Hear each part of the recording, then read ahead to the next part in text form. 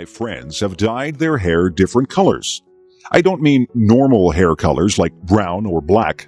My friends have dyed their hair orange, purple, and blue.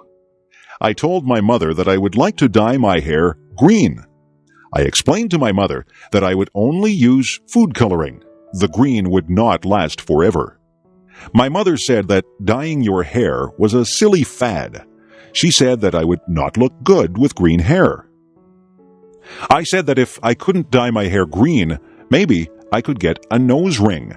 My mother said no. I said that maybe a tattoo on my arm would be nice. My mother said, no way.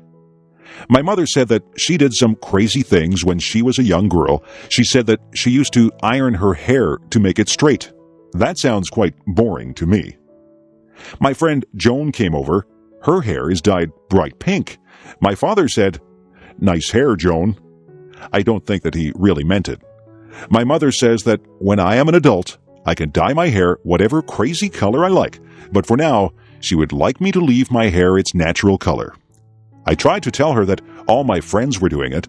My mother asked, if all your friends were jumping off a cliff, would you do it too? I said, no.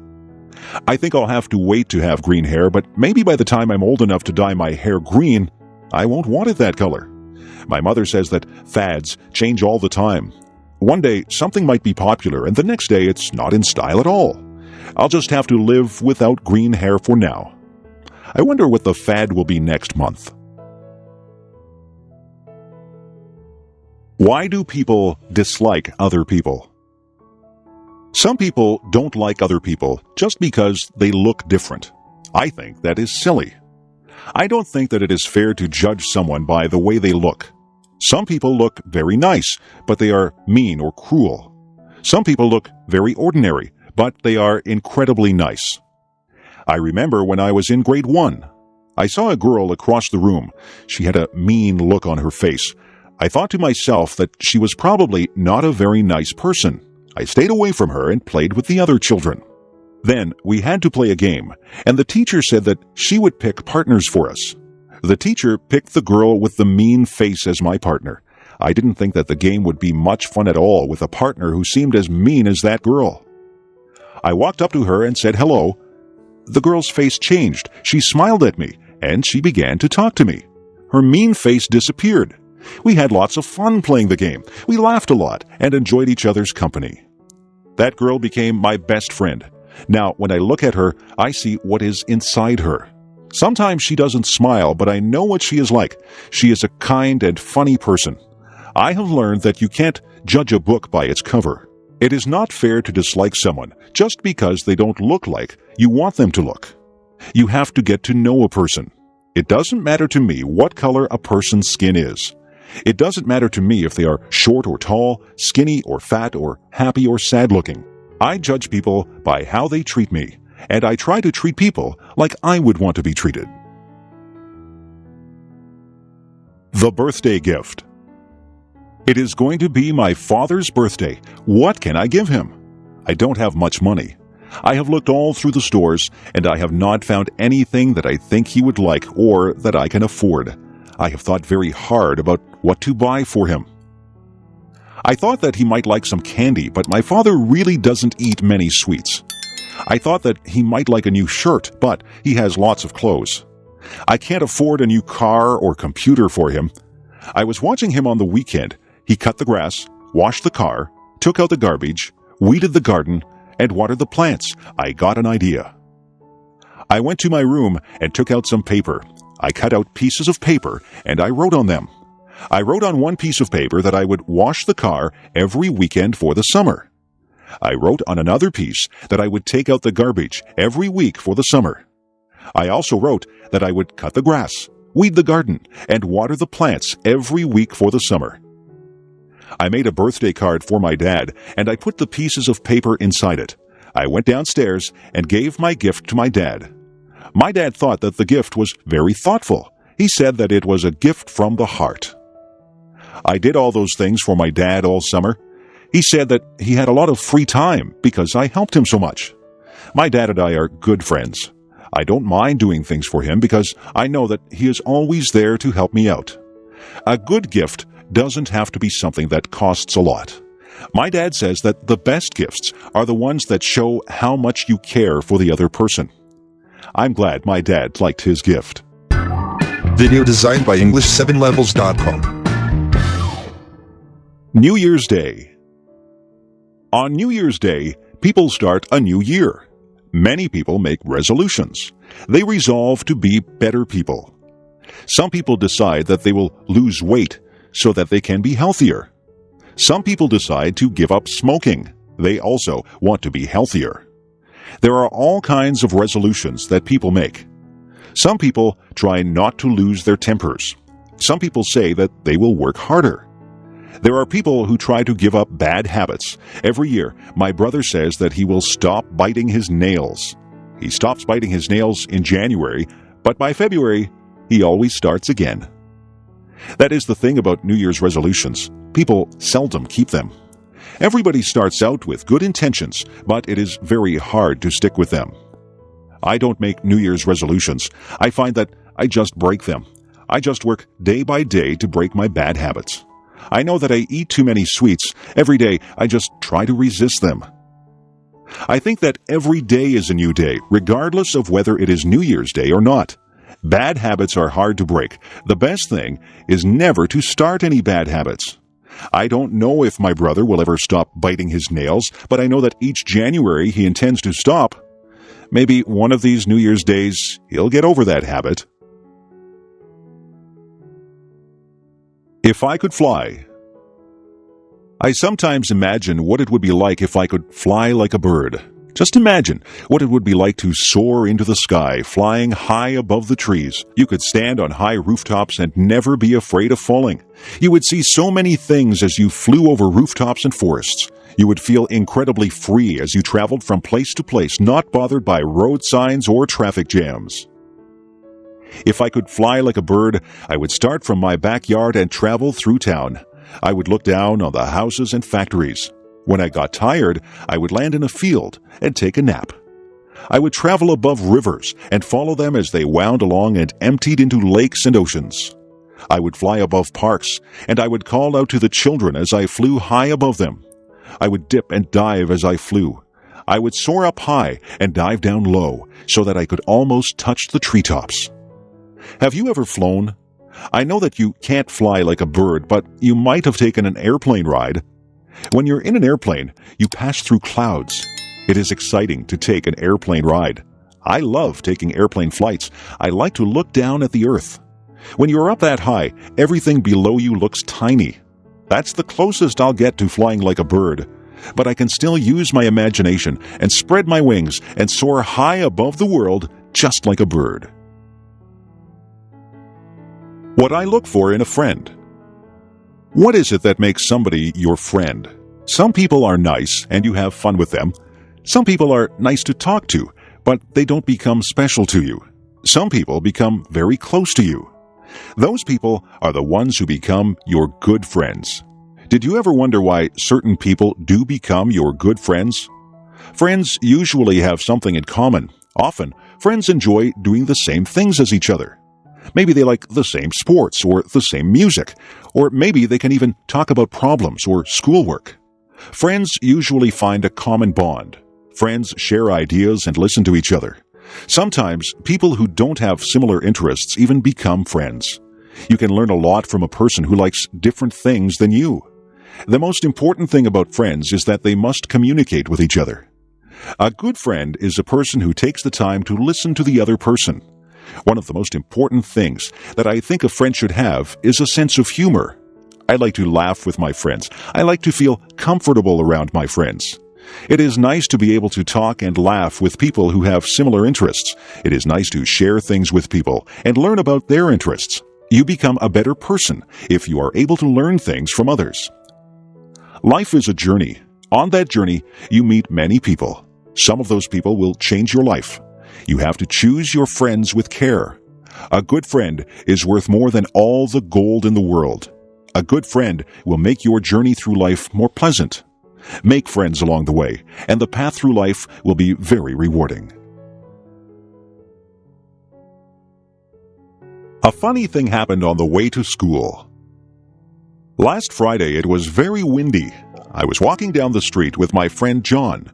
We were having a difficult time walking against the wind. The wind was pushing against us, and we felt the force of it pressing against us. We even had a hard time breathing. We were walking slowly. We watched the leaves as they danced and twirled in the wind. We watched a plastic bag as it flew by us. We saw a little boy whose baseball cap flew right off his head. His cap flew along the sidewalk and he had to chase it. He finally caught it, and he held it in his hands tightly after he got it back. The trees were swaying frantically. Their branches swished and waved in the wild wind. John and I were hit by flying bits of paper and leaves. We laughed when a garbage can lid rolled along and hit John in the leg. We saw another garbage can rolling along the road as if it was alive. Everything was moving because of the wind. Then the funniest thing happened. I wasn't paying any attention, and a paper bag came flying up the street toward us. It hit me right in the face and covered my whole face. At first, I didn't know what had happened. I was blinded. I couldn't see where I was going. I stopped and held out my hands. When I stopped, the bag fell off my face. I looked at John. He was laughing very hard. He was laughing so hard that tears were rolling down his cheeks. He said that I looked very funny with the brown paper bag stuck to my face. I started to laugh too. We laughed about it all the way to school. John said that he wished he had a camera. He would have taken a picture of me with the bag on my face. Advice. Sometimes my mother gives me advice. She tells me to save my money for a rainy day. She says that I should eat my vegetables if I want to be strong when I grow up. She says that you reap what you sow. I didn't know what that one meant, so I asked her. She said that if you are good to people, they will be good to you. If you do bad things, then bad things will come back to you. My mother is always giving me advice. She says that a penny saved is a penny earned. I am still thinking about that one. Some of these things are difficult to understand. My mother is very wise. She says that she has learned from her mistakes. She tells me that she would like me not to make mistakes, but she says that everyone does make mistakes. The important thing is that we learn from our mistakes. My mother says that nobody is perfect. My mother tells my sister that time is precious. My sister wastes time, and my mother doesn't like that. My mother tells me to be true to myself. She says that I should not follow the crowd. I should listen to my own conscience and do what I think is right. She says that it doesn't matter if you fail at something. The important thing is that you try. If you've done your best, then that is all that matters. I listen to my mother. I think she gives very good advice. My mother has a lot of common sense. I hope I am as wise as she is when I have children of my own. Sometimes I wish that she would not give me so much advice. I think that I know what I'm doing, but in the end, I always remember what she has said, and I try to live by the standards that she has set for me. Take the advice that your parents give you. They only have your best interests at heart. A trip to the hospital. I have to get my tonsils out. I'm not really happy about it, but I'm tired of being sick and having sore throats. I have to go to the hospital 2 hours before my surgery. My mother will go with me. The nurses will take my temperature and check my blood pressure. They will make sure that I am ready for my operation. I will be dressed in a white gown, and I will be wheeled down the hall to the operating room. I can't have anything to eat or drink for a long time before my surgery. My mother will walk down the hall with me. Then she will wave goodbye as they wheel me into the operating room. The doctor and the nurses will be busy in the operating room. They will be getting ready to perform my surgery. The doctor will say hello to me and tell me that he is going to put me to sleep. He will put something into my arm. He will tell me to count backwards from 10. I think that I will only say 10, 9, and then I will be fast asleep. I won't be awake for the surgery. When I wake up, I will be surprised that the surgery is over. My throat will hurt and I probably won't feel very good. My mother will be there with me. The nurses will give me a drink and try to make me comfortable. I won't be in the hospital overnight. I will go home later in the day. My parents will have to make sure that I have a lot to drink. I can't eat any hard foods or they will hurt my throat. I will sleep a lot because I will not feel very well for a couple of days. It won't take long before I recover from my surgery. Sometimes we need surgery to make us feel better. Hospitals can be a bit frightening, but the doctors and nurses are very nice, and their job is to make you better. What my cat did. One day I was sitting in a chair drinking a cup of tea. My cat came into the room and sat on my lap. She was quite content, and she sat there purring. My cat likes to drink water, and sometimes she drinks milk. I would never give her tea to drink. Cats just don't drink tea. We were sitting there quietly when suddenly my cat stood up. She was looking at something on the floor. She crouched down low and got ready to pounce. I saw what she was looking at. It was a huge centipede. I think that centipedes are ugly. They have many legs and they move very fast. I would hate to have one crawl over me. My cat jumped to the floor and she ran over to the centipede. She was incredibly fast. I was surprised that she caught the centipede. She put her paw on it and then she reached down and ate the centipede. The centipede must not have tasted very good. My cat got a funny look on her face, and she looked like she was trying to get a bad taste out of her mouth. I was thinking that I would be sick if I ate a centipede. My cat looked at me and jumped back up in my chair. She stuck her face in my teacup and took a big drink of tea. I was shocked.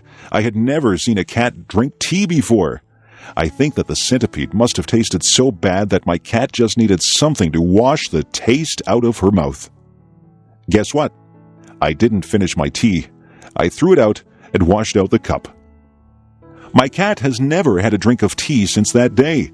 She has also never eaten another centipede. If a centipede walks by, she just pretends that she doesn't see it. If I was tiny. Imagine what life would be like if you were 2 inches tall. You would have to be careful that nobody stepped on you. You would have to watch out for cats, dogs, and birds. It would be very dangerous, but just think of the things that you could do. You could live in a dollhouse or even a shoebox. You could use a bottle cap for a plate. You would have to wear doll's clothes. A stamp would make a lovely picture to hang on your wall. You could hide in a mouse hole or a drawer. You wouldn't need much food.